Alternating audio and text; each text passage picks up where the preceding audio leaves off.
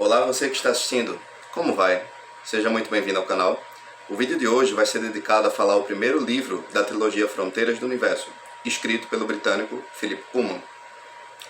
Bom, falar sobre Fronteiras do Universo, eu diria que é um assunto que envolve temas muito diversificados para um livro que é classificado como literatura infanto-juvenil. Por quê?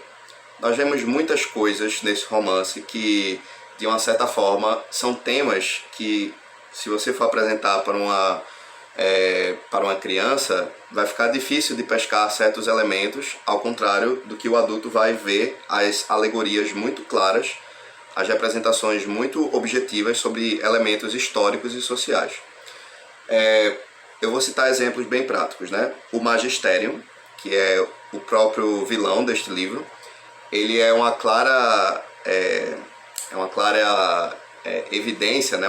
Um reflexo que o autor quer falar sobre instituições religiosas muito poderosas que possuem a capacidade de manter um controle político, de alienação das grandes massas. E nós vemos claramente que também existem uma crítica a instituições muito poderosas como o cristianismo, né? Então fica muito claro o quanto o Philip Pullman, e sem falar que o próprio autor é ateu, ele tem uma certa característica na sua literatura em realmente classificar os vilões como propagadores de negação científica, especificamente. Tanto que este é o foco do romance Fronteiras do Universo, da trilogia, que é esse embate entre ciência versus religião, entre criacionismo versus evolução. Então, sem falar que ele coloca características fantásticas nos seus livros, né? Como a questão das feiticeiras, como a questão dos ursos de armadura, né? Os daimons. A própria palavra daimon também já vem da filosofia grega, né? Era um conceito que você já vê desde dos pré-socráticos, socráticos, né? Essa questão da eudaimonia, né? Que é um estado de espírito que influencia você, né? Quando você está com o seu daimon em um estado bom, isso vai lhe inspirar, né? E existe também o oposto, quando o seu daimon está num estado negativo. Então, nós percebemos o quanto o Philip Pullman, ele gosta de tocar em certas características que, de uma certa forma, não são muito para o público infanto-juvenil, e ainda assim torna o romance muito bom. Sem falar que existem certas características, especialmente nesse livro, que fala sobre cisão, né? Sobre o corte do seu daimon com você mesmo, e que eles fazem isso com crianças. Existe a questão do pó, que é um elemento muito presente na natureza, né? É o equivalente à matéria escura, que é visto na pesquisa científica, e que o pó, de uma certa forma, é algo que ele está presente em tudo e ele interfere também no próprio desenvolvimento dos seres vivos. Tanto que o romance ele toca na questão de que o pó, aos poucos, ele vai adentrando conforme a criança vai evoluindo e ela vai adquirindo maturidade, ao ponto que, de uma certa forma, ela é o equivalente a falar sobre puberdade, certo? Sobre a questão da sexualidade, que é comum, que é uma coisa que, para aqueles que leram o romance, vão entender de uma forma muito mais ampla. Mas vamos lá. A sinopse desse livro foca no mundo que é o equivalente ao nosso, mas que ele possui certas diferenças, certo? Cada ser humano neste universo possui um daimon, como eu falei, que é uma representação de um animal, e que este daimon ele está conectado com a psique, com as sensações, com as emoções deste ser vivo. Tanto que quando o daimon, na representação animal, ele se afasta demais do ser humano, o ser humano vai sentir uma dor muito forte. Eles têm que estar muito próximos para estarem em sintonia, para não sofrerem. Um está conectado ao outro. É quase uma representação da alma, na forma de um animal. E cada um possui um daimon neste mundo.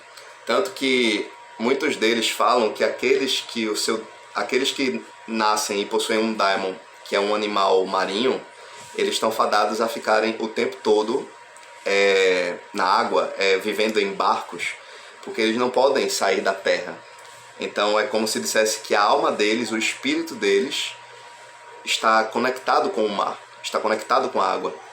Então é muito legal quando o Philip Pullman ele trabalha esses conceitos que o daimon de cada um é o equivalente a uma representação da persona de cada pessoa, e que algumas pessoas elas realmente gostam de viver no mar e consequentemente elas estão conectadas com o seu daimon, elas não estão ligadas à terra.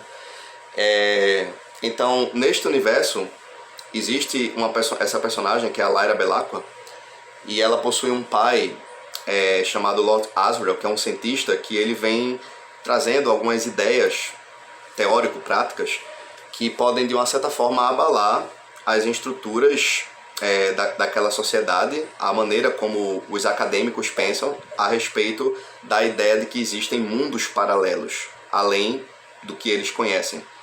E ele vem fazendo isso estudando esse elemento, que é o pó, que é uma partícula, né? Matéria negra, o equivalente à matéria negra, que interfere na vida dos seres vivos, na vida do universo, na vida dos seres humanos, e inclusive no desenvolvimento humano. E ele está procurando, através desses estudos, chegar na conclusão de que existem outras realidades além da que eles conhecem. E quando ele vai apresentar isso para os scholarships, para os acadêmicos, eles encaram isso como uma forte heresia, exatamente pelo fato que o magistério, que é, digamos, o equivalente ao vilão, né? São os vilões deste primeiro volume, né?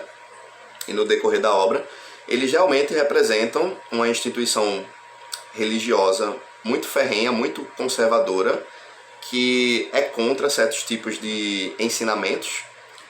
Alguns tipos de ensinamentos não devem ser praticados. Então existe essa mensagem muito clara que o Philip Pullman ele traz no romance da questão do quanto existe uma alimentação ao pensamento científico neste universo. Então nós vamos acompanhando a jornada de Lyra Belacqua através desse autoconhecimento dela sobre o magistério.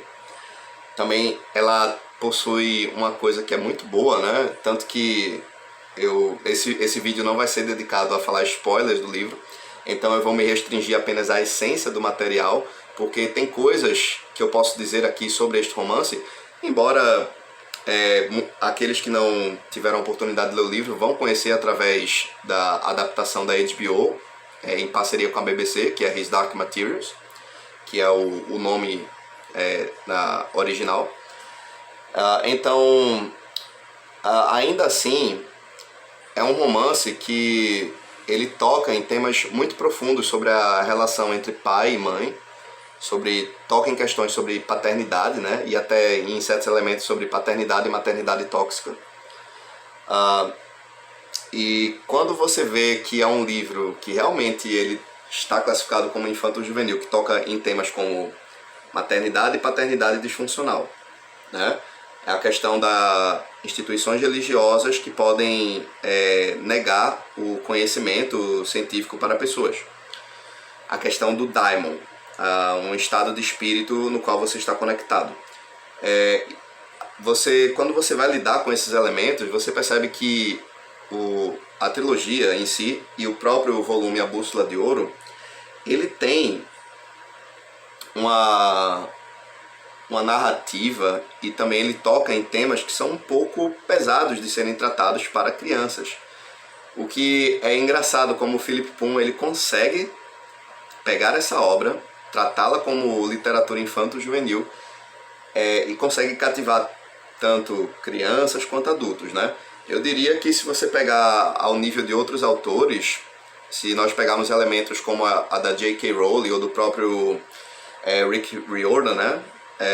Nas obras como Harry Potter e o próprio Percy Jackson, ainda assim eles tocam no elemento fantástico, né? da magia, da bruxaria. O Percy Jackson em trazer os mitos gregos pro mundo da literatura infanto-juvenil. Ainda assim são elementos que são muito confortáveis. Existe uma relação confortável, mas o Philip Pullman ele faz o oposto. Ele tira você da zona de conforto. ele coloca você na posição de uma menina que tem uma relação muito conturbada com a figura do pai e da mãe. E é conturbada mesmo, conturbada mesmo. Aqueles que realmente leram o livro vão perceber isso, ou que assistiram pelo menos a adaptação da HBO, vão conseguir ver o quanto não é um conteúdo muito fácil de ser digerido. E ainda assim eu classifico como um dos melhores livros de literatura infanto-juvenil que eu já li. Por isso que eu estou passando essa dica para vocês. E eu estou realmente nesse vídeo me contendo para contar spoilers, porque existe assim coisas envolvendo o final da narrativa que prendem você ao ponto que é difícil de exemplificar, né, de uma certa forma. Mas ainda assim, o meu objetivo aqui neste vídeo é mostrar para vocês o quanto você pode tocar em temas adultos, temas complexos, e ainda assim escolher um estilo de narrativa para um público infanto-juvenil que vai fazer com que a obra fique muito bem executada. Eu diria que isso é o que define Fronteiras do Universo. É uma obra muito bem executada e que ela não tem medo de tocar em temas adultos, e ainda assim fica muito fácil para uma criança compreender o que é que aquela mensagem, compreender o que aquela mensagem está querendo dizer, né? Então eu vou me ater aos spoilers. Eu não vou entregar muito da narrativa. O foco é realmente mostrar para vocês que é um livro muito importante, que vocês, eu não vou dizer nem que é leitura obrigatória, mas que para qualquer aficionado por fantasia, por literatura fantástica, por esses conceitos realmente, né, de uma crítica a instituições religiosas, uma crítica à limitação do pensamento científico, termina se tornando uma obra muito importante de ser lida. Então é uma dica muito, muito boa mesmo. Então aqueles que já leram um romance podem falar comigo, lembrando que o foco deste vídeo não foi realmente me aprofundar muito. Eu fiz um vídeo falando sobre spoilers do Deuses Americanos, e esse aqui eu disse não, é um livro que deve ser degustado, deve ser muito bem observado. As referências têm que ser muito bem pescadas, né? Para que você possa compreender muito, muito melhor o que é que o Philip Pullman quer dizer nessa obra, né? Bom, eu vou encerrar este vídeo por hoje. Fica a minha dica, A Bússola de Ouro.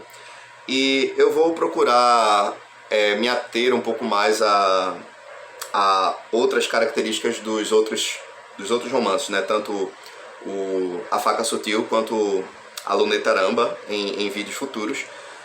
Mas eu diria que a jornada dessa protagonista, Lyra Belacqua, lidando com as questões complexas com os seus pais, com essa sociedade extremamente conservadora, é algo que é fascinante de ser lido. Então eu vou procurar focar em outras características muito mais abrangentes quando eu for falar sobre A Faca Sutil e sobre A Luneta Amba em vídeos futuros, ok? Bom, essa foi minha dica.